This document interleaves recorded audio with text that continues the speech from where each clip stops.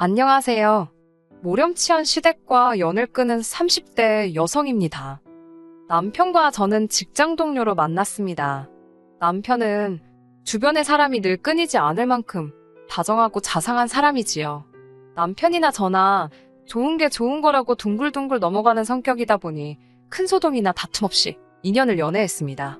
이후로 많은 사람들의 축복 속에서 부부의 연을 맺게 되었네요. 남편의 부모님, 그러니까 시부모님은 두 분 다 건강하십니다. 아버님께서는 중소기업을 다니시다가 은퇴하시고 지금은 아르바이트처럼 유명 식당의 주차장 관리 일을 하고 계세요. 어머님께서는 일평생 전업주부로 사셨고요. 남편의 형제관계로는 위로 나이 많은 신우가 한 명 있어요. 겉에서 보기엔 큰 문제는 없어 보입니다. 하지만 실상을 들여다보자면 시댁 식구들과 남편 사이는 대면대면하다고 할까요? 속에 있는 이야기는 잘 안 하는 눈치고 남편 말로는 정도 없다고 하더라고요. 그래도 지금은 남편이 돈도 잘 벌고 어머니께 용돈도 드려서 그런지 시어머니가 남편을 챙기려는 흉내는 내세요. 남편도 어찌됐건 자기를 낳아주신 부모님이니 도리는 하겠다는 생각이고요. 그도 그럴 것이 남편이 말하길 어려서부터 신우만 끼고 도는 어머님 때문에 어지간히 차별당하며 자랐답니다. 어머님께선 남편보다 5살 많은 그 신우를 나중에 음대 교수로 만든답시고 원래도 그렇게 재산이 있는 집은 아니었는데 있는 재산 없는 재산 다 끌어다 과외시켜서 대학 보내고 대학원에 해외 유학까지 보내고 돈을 말 그대로 쏟아 부으셨다네요. 하지만 막상 남편이 대학 갈 나이가 되니까 어머님께선 집에 돈이 하나도 없다고 먹고 죽을래도 없다고 말 그대로 죽는 소리를 하시더랍니다. 물론 그렇다고 해서 남편한테 대놓고 대학을 가지 말라고 하신 건 아니셨다지만 걸핏하면 공부 잘하는 애들이 세상에 널리고 널렸는데 너가 그런 애들하고 경쟁해서 어떻게 이기겠냐며 무시하는 이야기를 해대셨으니 어린 남편에게 얼마나 상처가 됐겠어요? 결국 남편은 등록금이고 뭐고 알아서 하겠다며 도끼를 품고 말 그대로 이를 갈며 공부를 했답니다. 그리고는 서울에 있는 대학에 붙었대요. 하지만 산 넘어 산이라고 등록금 내야지, 생활비 마련해야 하지, 뭐하나 쉬운 일이 없더래요. 결국 군대까지 다녀오니 대학교 졸업하는데 거의 8년 걸렸다고요. 이렇게 남편이 자기 인생을 헤쳐나가는 동안 신우도 한국에 들어왔답니다. 어머님은 이제 신우 인생에 말 그대로 꽃길만 있을 줄 아셨던 모양이에요. 하지만 음대 교수가 쉬운 일은 아니잖아요. 무엇보다 이제 돈도 하나 없었던 시댁에서 계속해서 신우 뒷바라지를 해줄 수도 없었겠지요. 저희 신우를 직접 보시면 아시겠지만 키도 늘씬하고 예쁩니다. 남편 말로는 젊어서는 더 예뻤다고 하더라고요. 그래서 동네 선배들한테 인기도 많고 가끔 집 앞에 찾아와서 만나달라고 우는 사람도 있었답니다. 그래서인지 어머님께선 언젠가부터 교수 같은 거 안 해도 그만이다. 연예인을 시킬지 고민 중이다. 돈 많은 집에 시집가서 사모님 소리 듣고 살 팔짱가 보다. 그런 식으로 말씀을 하고 다니셨대요. 그리고 실제로 한국에 들어온 지 2년 만에 신우는 결혼을 했습니다. 부모가 중소기업을 한다는, 그리고 그 사업을 물려받을 거라는 남자를 만나서 정말 못만 갔지요. 그런데 그런 신우가 이혼을 했습니다. 저희가 결혼하고 얼마 지나지 않았을 때였어요. 정확한 이혼 사유는 모르지만 조카는 신우가 키우기로 했다는데 위자료며 양육비며 한 푼도 못 받게 된 모양이더라고요. 졸지에 갓난아기를 데리고 이혼녀가 된 신우는 갈 곳이 없었기에 결국 시댁으로 들어와서 살게 되었습니다. 솔직히 신우의 사정이 안타깝긴 했지만 신우가 어디에 가서 살든 저희가 관심을 가질 필요도 왈가왈부할 문제도 아니었지요. 하지만 부모된 입장인 시부모님께선 그런 신우가 안타까워서 죽으려고 하셨어요. 처음에 제가 인사드리러 갔을 때도 당신 딸이 얼마나 잘났고 그래서 얼마나 시집도 잘 갔는지 모른다며 한마디로 딸에 대한 자부심에 목숨을 건 양반이셨습니다. 그래서인지 신우가 쫓겨나듯 이혼을 한 걸 아시고는 말 그대로 기절초풍을 하셨네요. 하지만 그렇다고 해서 시어머니도 그렇고 시아버지도 그렇고 딱히 신우를 도와줄 만한 방법을 갖고 계시진 않았어요. 저희에게 자세히 말씀은 안 하셨지만 정황상 신우에게 이혼의 책임이 있었던 모양이더라고요. 아무튼 신우가 시부모님과 합가한 지 3개월쯤 지났을 때였습니다. 어머님 생신이라서 시댁에 모두 모이게 되었지요. 결혼하고 처음 챙겨드리는 어머님 생신이었기에 잘해드리고 싶었습니다. 솔직히 말씀드리자면 그때만 해도 착한 며느리, 좋은 며느리로 어머님 눈에 들고 싶었거든요.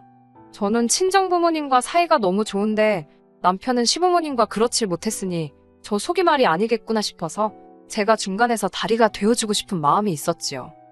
전날 미역국은 미리 끓여두었고 갈비찜하고 잡채도 데우기만 하면 되는 상황이었어요. 시댁에 도착해 생일상 준비를 하는데 신우는 어딜 갔는지 보이지 않더라고요. 그래도 본인 어머니 생신인데 금방 나타나겠지 생각하고 크게 신경 쓰지 않았어요.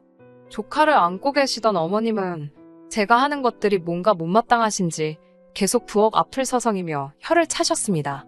구체적으로라도 뭐가 잘못되었다고 확실히 지적을 해주시면 좋은데 밑도 끝도 없이 안목이 없다, 손끝이 야무지지가 못하다, 그런 식으로 이야기를 하시니 속도 상하고.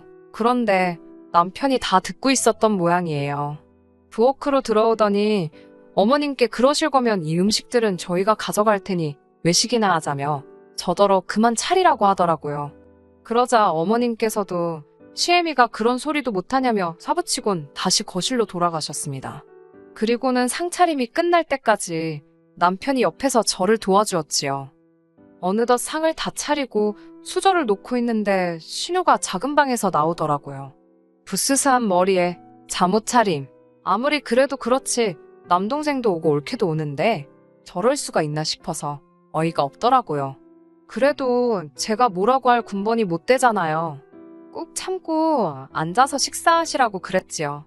신우가 케이크 정도는 준비해놓지 않았을까 생각하다 혹시 몰라서 저희가 하나 사갔는데 꼬락서니를 보아하니 사가길 잘했다 싶더라고요.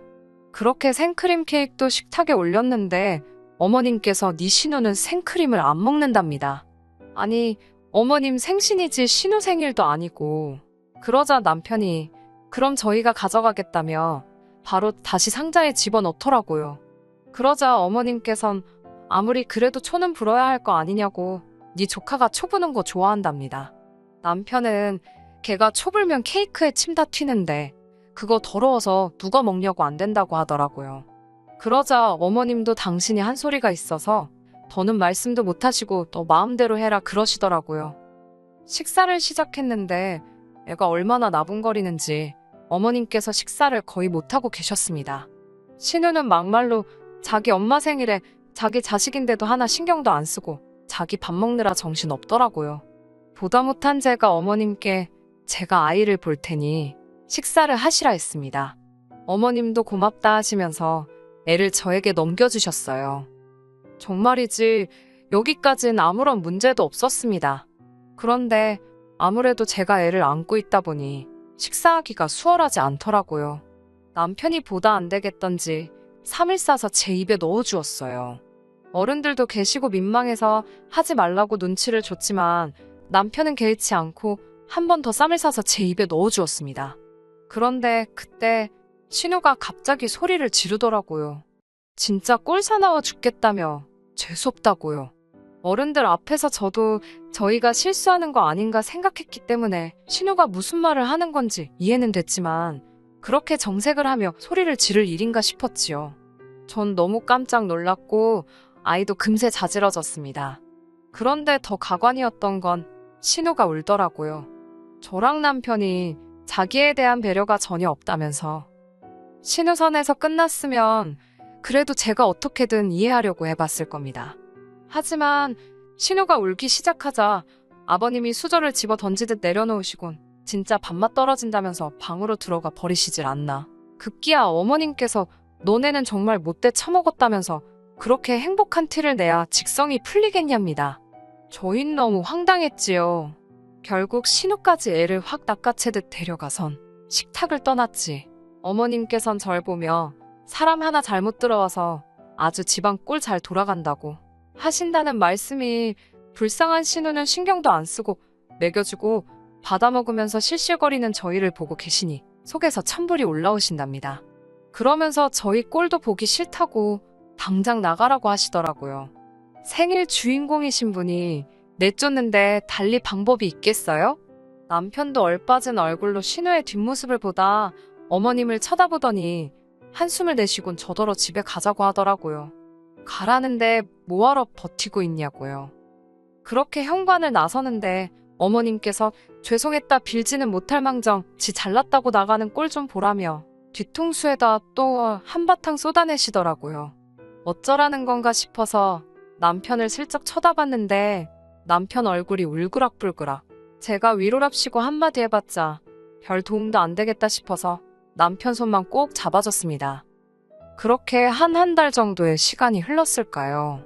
사실 어머님께 몇 번이고 연락을 드려볼까 생각도 했지만 남편이 절대로 하지 말라고 하더라고요.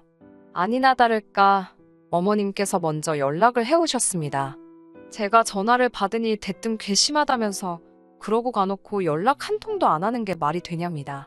쫓아내셔서 쫓겨난 건데 저희 잘못이라 하니 뭐라고 할 말이 없더라고요. 그래도 어쩌겠어요.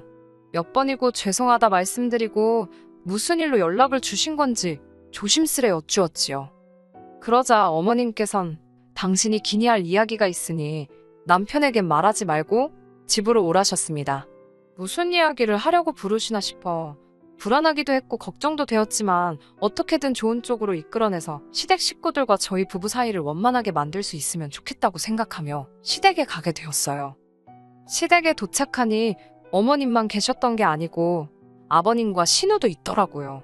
웃긴 게 가장 처음 든 생각이 무슨 말씀을 하실지는 몰라도 수적으로 제가 불리하겠구나. 정신 단단히 차려야겠다. 그런 거였네요. 어머님께선 단도직입적으로 말하겠다면서 신우 형편이 이렇게 되었으니 당신과 저희 부부가 신우 생활비를 좀 보태주어야겠다고 하시더군요. 황당했어요. 사지육신 멀쩡한 신우의 생활비를 왜 저희가 보태야 하는지 도대체 이해가 되질 않았지요. 어머님께선 저더러 넌 아직 애가 없어서 모르겠지만 여자 혼자 애를 키운다는 게 얼마나 어려운 일인지 아냐며 당신들이 신우 생활비로 50만 원을 보탤 테니 저희더러 100만 원씩 보내랍니다. 저희는 이미 자식돌이 한답시고 시부모님께 한 달에 30만 원씩 보내고 있었거든요. 물론 저희 부부의 연봉을 고려한다면 한 달에 30만 원씩 보내드리는 게 아주 힘들고 어려운 일은 아니었습니다. 하지만 어머님 아버님께서 남편을 어떻게 키우셨는지를 알고 난 이후로는 솔직히 그 30만 원도 내켜서 드린다기보다는 말 그대로 자식으로서 드리고 있던 건데 이제 신우한테까지 생활비를 대주라니 황당했지요. 저는 아무 말도 하지 않았습니다. 제가 대답을 하지 않으니 어머님 아버님께서도 답답하셨는지 왜 대답을 안 하느냐고 절 채근하셨어요. 급기야 아버님께선 저더러 소잡아먹은 귀신이 들었냐며 빨리 알겠다고 하라며 악을 쓰시더군요. 저는 아버님 어머님께 안 될 것 같다고 말씀드렸습니다. 그러자 신우가 치사하고 더럽네 어쩌네 내 동생이 번 돈이 네 돈이냐며 네가 뭔데 된다 안 된다냐고. 저도 짜증이 나서 그럴 거면 애시당초 남편한테 직접 물어보시지 왜 사람 귀찮게 오라가라 불러놓고 안 된다니까 화를 내냐고 받아쳤어요. 그러자 어머님께선 저더러 어디 배운 데 없이 손윗사람한테 달라드냐며 지금 네 신우 무시하냐입니다. 네 신우가 얼마나 잘났는 줄 아냐면서 너까지 거랑은 상대도 안 된다는 거예요. 그 말을 들으니 저도 말 그대로 눈이 뒤집히더라고요. 제가 그렇게 잘나서 위자료도 한 푼 못 받고 이혼해서 친정에 기어들어 사냐고 받아쳤습니다. 저도 제가 말이 지나쳤다는 건 인정합니다. 그러자 아버님께선 절 가만두지 않으시겠다며 손을 올리셨고 저는 말 그대로 옆에 두었던 제 핸드백만 들고 도망치듯 시댁을 나왔습니다. 차에 올라탔는데 심장이 벌렁거리고 한편으론 억울해서 눈물이 쏟아지더라고요. 남편에게 전화를 걸었더니 제 목소리를 듣곤 대번에 무슨 일이냐고 묻길래 방금 있었던 일을 털어놓았습니다. 당신 누나한테 막말한 건 너무 미안한데 자꾸 나를 무시하니까 나도 모르게 그런 소리가 나갔다며 미안하다고 했어요. 그러자 남편은 잠깐 말이 없더니 그냥 차 안에 있으랍니다. 자기가 지금 온다고 1시간만 기다리라고요. 남편은 약속한 시간보다 조금 일찍 도착했어요. 저를 보더니 미안하다며 같이 시댁으로 가자고 하더라고요. 시댁에 도착해 초인종을 누르니 어머님께서 빌러 왔냐라는 말과 함께 문을 여셨어요. 그러다 남편을 보고는 조금 놀라신 듯 했지요. 다시 온 가족이 거실에 모였습니다. 아버님께선 다짜고짜 저를 가리키며 저런 물건을 데려오다니 기가 막힌답니다. 그러자 남편이 아버님께 그런 식으로 말씀하실 거면 그냥 가겠다고 하더라고요. 어머님께서도 아버님께 가만히 좀 있어 보라며 아버님을 진정시키셨어요.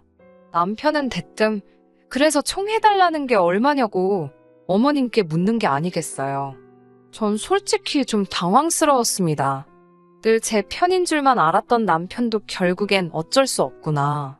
그런 생각도 들었고 다 적을 순 없지만 별의 별 생각이 머릿속을 스쳤거든요.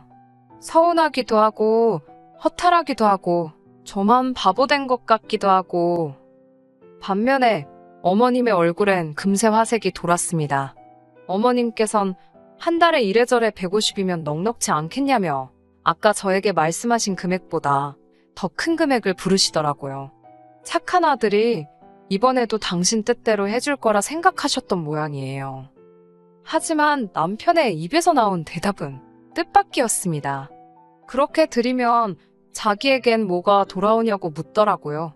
시댁 식구들도 저도 놀라서 남편을 쳐다봤습니다. 남편의 장점이자 단점이 계산적이지 못하다는 점이기도 했고 그런 식으로 따지는 모습은 본 적이 없었으니까요. 당황하신 듯한 어머님과 아버님께선 가족끼리 돕는데 그런 게 어디 있냐입니다. 그러자 남편은 자기 대학 다니고 그럴 때 아무도 자기를 안 도와주지 않았냐며 그런데 자기는 왜 도와야 되는 거냐고 묻더라고요. 자식된 도리는 충분히 하고 사는 것 같은데 누나 돕는 것도 뭐 도리가 있는 거냐고요. 그러자 신우가 동생의 도리 모르냐입니다. 남편도 누나의 도리는 없냐고 받아쳤고요. 그러자 어머님께선 당신이 너무 오래 살아서 별소리를 다 듣는다며 서럽다고 그러셨어요. 뜬금없이 감정에 호소하시더라고요. 당신의 착한 아들이 여우 같은 저를 만나서 돈 몇 푼에 저렇게 연연하는 놈으로 변했다네요. 그리고 덧붙이신 말씀은 충격적이었어요. 남편더러 너도 이혼하라고 그래서 우리 네 가족이 예전처럼 알콩달콩 살자고 하시더라고요. 신우 이혼했을 땐 개거품을 물고 쓰러지시던 양반이 아들더런 이혼하라고. 전 남편의 그런 얼굴은 처음 봤어요. 남편이 정말 무서운 얼굴을 하더니 이제 아예 자기 인생을 망칠 작정이냐며 어머님께 악을 쓰더라고요. 이혼을 할 바엔 이 가족들하고 연을 끊겠다며 자기 좀 제발 호적에서 파달라고 하더라고요. 그 망할 자식돌이 좀 안 하고 살 수 있게 해달라면서요. 그러면서 저한테 사과하기 전까진 안 보고 살 줄 알라며 제 손을 잡아 끌고 나왔답니다. 이후로 저희 부부는 시댁에 안 가고 있어요. 벌써 반년도 지났지요. 그래도 계속 보내드리려던 용돈은 끊지 않으려고 했는데 남편이 절대로 드리지 말라더군요. 저도 고민 끝에 남편의 의견에 따르기로 했습니다. 시부모님께서 제 남편을 어려워하고 불편해하셨으면 좋겠다. 솔직히 그런 생각이에요. 대부분 사람들이 남편도 결국 시댁 식구더라. 그래서 이혼했다 하는데 그래도 저는 참 운이 좋은 사람인 것 같아요. 앞으로도 지금처럼 남편이 제 편이 되어주고 제가 남편의 편이 되어준다면 어렵고 힘든 일은 없겠지요?